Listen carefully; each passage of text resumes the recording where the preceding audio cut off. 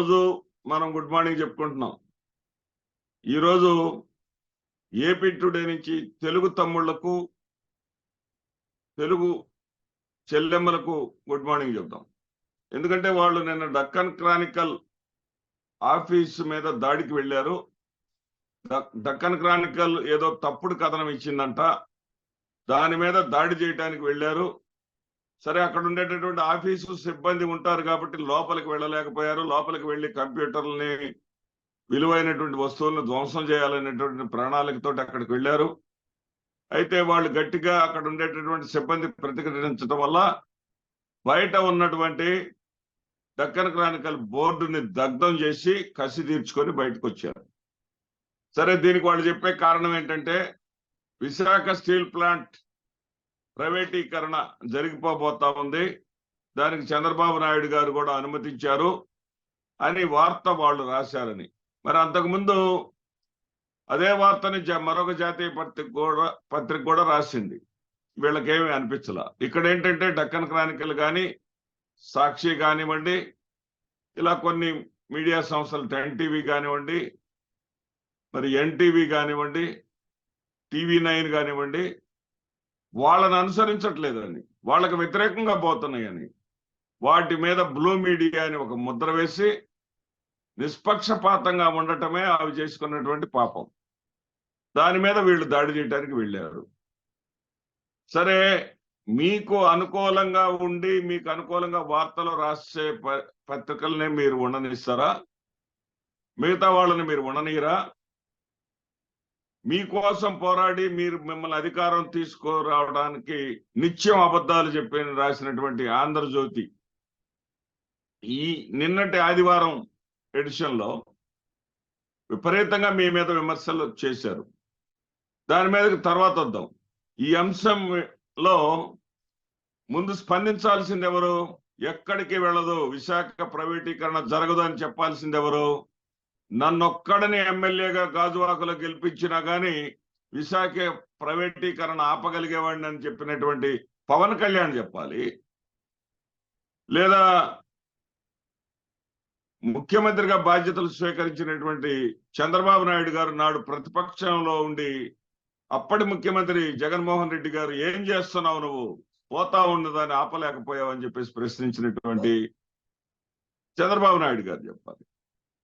సరే, మధ్యలో లోకేష్ గారు చెప్పారు. లోకేష్ గారు కూడా దాడిని ఖండించారు కానీ విశాఖపట్నం స్టీల్ ప్లాంట్ ప్రైవేటీకరణ ఆగిపోతుందని చెప్పలా. దాడిని ఖండిస్తున్నాం, విశాఖపట్నానికి పూర్వ చరిత్రను తీసుకొస్తామని చెప్పారు. అంతేగాని స్టీల్ ప్లాంట్ ఆగిపోద్ది అదేని చెప్పలేదు, ప్రైవేటీకరణ ఆగిపోద్ది అని చెప్పలేదు. అదే సందర్భంలో జగన్మోహన్ రెడ్డి గారు ట్వీట్ చేశారు, మిమ్మల్ని అనుసరించేటటువంటి పత్రికలు కాకుండా నిష్పక్షపాత వార్తలు రాసేటటువంటి పత్రికల మీద మీరు ఇలాగే దాడి చేస్తారా? ఇలా దాడి చేస్తే ప్రజాస్వామ్యం ఏమైపోవాలని జగన్మోహన్ రెడ్డి గారు అన్నారు. సరే, ఇదంతా ఇంత ఉపోద్ఘాతం ఎందుకు చెప్తున్నానంటే, ముందుగా వీళ్ళు తెలుసుకోవాల్సినటువంటి అంశం ఏంటంటే, సమాధానం చెప్పాల్సినటువంటి అంశం ఏంటంటే, వాళ్లే పెట్టుకున్నారు తెలుగు తమ్ముళ్ళని ప్రేమగా. కాబట్టి తెలుగు బ్రదర్స్ అండ్ సిస్టర్స్, మీరు సమాధానం చెప్పాల్సినటువంటి ప్రశ్నలు ఏంటంటే, ఆంధ్రజ్యోతి కూడా నిన్నటి ఆదివారం ఎడిషన్లో విపరీతమైనటువంటి వ్యతిరేక వార్తలు మీకు రాసింది. ఇప్పటిదాకా జగన్మోహన్ రెడ్డి గారి కక్ష సాధింపు పాలనని విమర్శించాం. అదే విధమైనటువంటి కక్ష సాధింపు పాలన మనం చేస్తే ఎలా,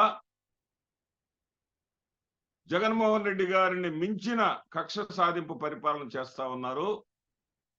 ఎక్కడో సిపిఎం నాయకుడు కామినేని రామారావు అనేటటువంటి వ్యక్తి పరగటిచెర్ల గ్రామంలో పెన్షన్లు రానటువంటి, అర్హత ఉన్న పెన్షన్లు ఉన్నటువంటి నలుగురికి కలెక్టర్ని కలిసి పెన్షన్ ఇప్పిస్తే అతను వెళ్ళి కంప్లైంట్ చేశాడని, పెన్షన్ అనేది ఇంటింటికి తిరిగి పంచాలి కదా, ఒక తెలుగుదేశం పార్టీ నాయకుడి ఇంట్లో పంచడం ఏంటి? ఆ నాయకుడి ఇంటికి వీళ్ళు వెళితే మీరు వైసీపీకి ఓట్లు వేశారని చెప్పేసి ఈ నలుగురికి పెన్షన్లు ఇవ్వలేదని కలెక్టర్ ఫిర్యాదు చేస్తే వాళ్ళ అర్హతలను అంగీకరించి కలెక్టర్ ఆదేశాలు ఇస్తే మరుసటి రోజున వాళ్ళకి పెన్షన్లు ఇవ్వడం జరిగింది. అంతవరకు బాగానే ఉంది. కానీ ఆ తెల్లారిపోయి అతన్ని దేహశుద్ధి చేసి తల్లిని సైతం తోసేసి నిద్రిస్తున్నటువంటి వ్యక్తి ఒంటి మీద చొక్కా లేనటువంటి వ్యక్తి మీద పిడిగుద్దులు గుద్ది ముందు ముందు మేము ఇలాగే చేస్తాం, మాకు ఓటు వేయని వారికి మేము పెన్షన్లు ఇవ్వం, నువ్వు ఇలా మళ్ళీ జోక్యం చేసుకున్నావంటే నీ ప్రాణాలు తీస్తామని బెదిరించి వచ్చారు. ఆ వార్తను కూడా ఆంధ్రజ్యోతి రాసింది. మరి ఆంధ్రజ్యోతి కార్యాలయం తగలబెట్టలేదేమండి? అదే సందర్భంలో ఆంధ్రజ్యోతి మరొక వార్తను రాసింది. రామోజీరావు గారి సంస్మరణ సభకి ప్రభుత్వ ఖర్చు 12-13 కోట్లు ఖర్చు పెట్టడం తప్పు కదా, ప్రభుత్వ ఆధ్వర్యంలో ప్రభుత్వ నిధులు ఖర్చు పెట్టి చేయటం ఏంటి అని ప్రశ్నించింది. మరి కార్యాలయాన్ని పెట్టలేదే. అదే సందర్భంలో కొలికపూడి శ్రీనివాసరావు ఏదైనా అధికారులు చేయాల్సిన పనిని కొలికపూడి శ్రీనివాసరావు చేస్తే ఎట్లా? వైఎస్ఆర్సీపీ నేతకు చెందినటువంటి బిల్డింగ్ ని నేరుగా వెళ్లి ఊరేగింపుగా వెళ్లి ఈయన దగ్గరుండి కొలగొట్టించడం ఏంటి అని వార్త రాసింది. మరి ఆంధ్రజ్యోతి ఆఫీసుని ధ్వంసం చేయలేదే. ఆంధ్రజ్యోతి ఆఫీసుని ఎందుకు ధ్వంసం చేయలే? కొలికపూడి శ్రీనివాసరావుని తీవ్రంగా తప్పుపట్టింది కదా. రాంప్రసాద్ రెడ్డి మంత్రి గారి భార్య పోలీసుల పట్ల దురుసుగా ప్రవర్తించిన వార్తను కూడా శీర్షికను, తాజా శీర్షికను మొదటి పేజీలో పెట్టేసి ఏమిటి దౌర్జన్యం అని చెప్పి రాసింది కదా. మరి ఆంధ్రజ్యోతి పత్రికని మీరు ఎందుకు దాడి చేయలే? అంటే అస్మదీయులకు ఒకవైపు, తస్మదీయులకు అంటే మీ వాళ్ళైతే ఒక న్యాయము, పరాయి వాళ్ళైతే ఒక న్యాయము. నిజం ఎవరు రాసినా నిజమే కదా. నిజాన్ని అంగీకరించలేనటువంటి మీరు పరిపాలన ఎలా చేస్తారు? చంద్రబాబు నాయుడు గారిని 5 ఏళ్లు పరిపాలనలో ఉంచదలుచుకోలేదా మీరు? చంద్రబాబు నాయుడిని మధ్యలోనే దించేయదలుచుకున్నారా? ప్రజల నుంచి అనేకమైన ప్రశ్నలు వస్తాయి. ఆ ప్రశ్నలు వచ్చినప్పుడు వాళ్ళు రాస్తా ఉంటారు. ఆ ప్రశ్నలు విలేకరులు కూడా ప్రజల్లో భాగమే. ప్రజల్లో నుంచి వచ్చినటువంటి ప్రశ్నలు వాళ్ళు పెన్ను ద్వారా పేపర్ మీద రాస్తారు. ఆ పేపర్ మీద రాసినవి ప్రింట్ అవుతాయి. ఈ రోజున ఉచితంగా ఇసుక ఇస్తామంటున్నారు. ఉచిత ఇసుక అంటూ మళ్ళీ దానికి జిఎస్టీ ఏంటి? ఉచిత ఇసుక అంటూ దానికి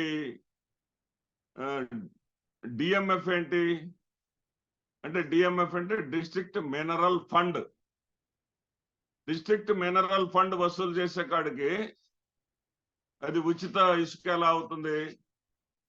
వైఎస్ఆర్సీపీ హయాంలో ఈ తెనాలి సమీపంలోని ఒక గ్రామంలో 21,000కి 20 టన్నులు ఇసుక వచ్చింది. ఇప్పుడు అదే ఇసుక 67,000 రూపాయలు అయింది. తెలుగుదేశం ఉచిత ఇసుక 21,000 ఎక్కడ, 67,000 ఎక్కడ? మరి ఆ వార్తను రాయకుండా ఎలా ఉంటారు? రాసినప్పుడు మరి ఆ రాసినటువంటి పత్రికనో లేదా విలేకరునో వెళ్ళి మీరు దాడి చేస్తామంటే ఎలా? ఇదెక్కడ న్యాయం అండి? కాళోజీ గారు ఒక మాట అంటారు. ఆయన ఏమంటారంటే, అభిప్రాయ భేదాలు లేకున్నా సభ్య సమాజం సున్నా. అంటే అభిప్రాయ భేదాలు లేని సభ్య సమాజం సున్నా. అభిప్రాయ భేదాలు ఉండాలి, అభిప్రాయ భేదాల మీద చర్చ జరగాలి, అందరికీ ఆమోదయోగ్యమైనటువంటి నిర్ణయం జరగాలి. ఇదే ప్రజాస్వామ్యం. ఈ ప్రజాస్వామ్యంలో అక్కడ జరగబోతుంది రాస్తే ఇలా జరగదు అని చెప్పేసి ఖండించాల్సిన వాళ్ళు ఖండించాలి, కానీ ఆ పత్రికా కార్యాలయం మీద దాడి చేయటం ఏంటి? అంతకన్నా ఘోరంగా మీరు ఇంకా తప్పులు చేస్తా ఉన్నారు. మీరు జగన్ తరహా పరిపాలన ఇస్తా ఉన్నారు, కక్ష సాధింపు పరిపాలన ఇస్తా ఉన్నారు. మరి కార్యాలయాలను కానీ బిల్డింగ్లు కానీ కోల్చడం తప్పు. ఆ కార్యాలయాలకు వాళ్ళకి సంబంధించినటువంటి నోటీసులు ఇవ్వాలి, అవసరమైతే వాళ్ళకి చేత అదనపు ట్యాక్స్ కట్టించుకోవాలి. అంతేగాని కూల్చివేతలు సక్రమం కాదు అని రాసినటువంటి ఆంధ్రజ్యోతి ఏమో మీకు ముద్దు. మీకు అలాంటి నిజాలనే రాసినటువంటి డెక్కన్ క్రానికల్ కానీ, సాక్షి కానీ ఇవైతే మీకు కద్దు అయితే ఎలా అండి? ఇదెక్కడ న్యాయం అండి తెలుగు తమ్ముళ్ళు? ఇదెక్కడ న్యాయం తెలుగు చెల్లెమ్మలారా? అంటే మీకు అనుకూలంగా వార్తలు రాస్తేనే సబబు అంటే ఎలా అండి? ఆ రోజుల్లో జరిగింది అదే కదా. ఈ రోజున ఈనాడు, అదే ఈటీవీ, ఏబిఎన్, టీవీ5 ఛానళ్లు మాత్రం రాష్ట్ర వ్యాప్తంగా అన్ని చోట్ల వస్తా ఉన్నాయి. సాక్షి కానివ్వండి, మరి 10 టీవీ కానివ్వండి, టీవీ9 కానివ్వండి, ఇలాంటి ఛానళ్ళు చాలా చోట్ల రావట్ల, ఆంక్షలు విధించారు. చాలా చోట్ల రాకపోతే వాళ్ళందరూ కూడా డిష్ యాంటీనాకి వెళ్ళిపోతా ఉన్నారు. దానివల్ల నష్టపోయేది ఎవరు? టోటల్ గా మీరు ఇబ్బంది పెట్టినటువంటి కేబుల్ అథారిటీ వాళ్ళు కదా. కేబుల్ కి సంబంధించిన వాళ్ళు నష్టపోరా? వాళ్ళకి ఆదాయం కోల్పోరా? అరచేతిని అడ్డపెట్టి సూర్యకాంతిని ఆపగలరా? కొన్ని ఛానళ్లను ఆపేసిన ద్వారా మీరు నిజాలను పాతరేయగలరా? మీరు తాత్కాలికంగా బలహీనంగా ఉన్నటువంటి వైఎస్ఆర్సీపీని ప్రతిఘటించగలరేమో కానీ ప్రజల్లో రేకెత్తుతున్నటువంటి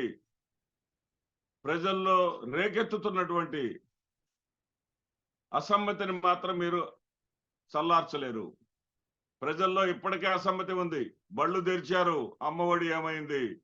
పొలం పనులు జరుగుతా ఉన్నాయి, రైతు భరోసా ఏమైంది అనేటటువంటి విమర్శలు ఇప్పటికే ఉన్నాయి. బళ్లలో జగన్మోహన్ రెడ్డి గారు పెట్టినట్లుగా గోరు ముద్ద, చక్కటి భోజనం పెట్టట్లేదు. మళ్ళీ పాత పద్ధతిలో నీళ్ల సాంబారు భోజనాలు వచ్చేసినాయి అని చెప్పేసి చాలా మంది పిల్లలు ఆ భోజనం కాకుండా ఇంటి దగ్గర నుంచి భోజనం తీసుకెళ్తా ఉన్నారు. ఇప్పటికే అసంతృప్తి రగిలిపోతా ఉన్నారు. మీరు పత్రికలు నోళ్లు నొక్కగలరు, ప్రతిపక్ష హోదా కూడా లేదని వైఎస్ఆర్సీపీ నోరు నొక్కగలరేమో కానీ ప్రజల నోళ్లు నొక్కలేరు కదా.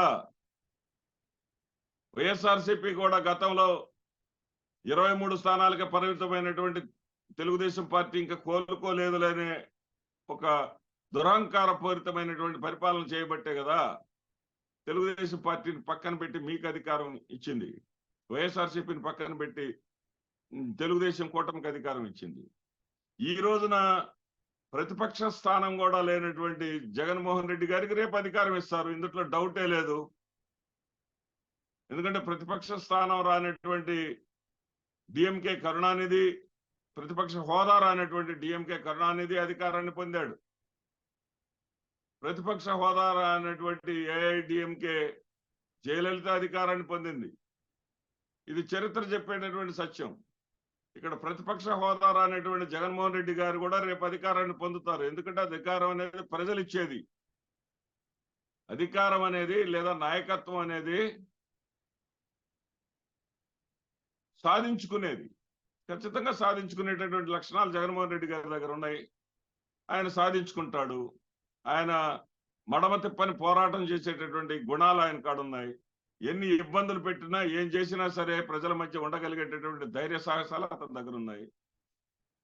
మీరు పరిపాలన సవ్యంగా చేసుకోకుండా మీరు ఇష్టం వచ్చినట్టుగా దక్కన్ క్రానికల్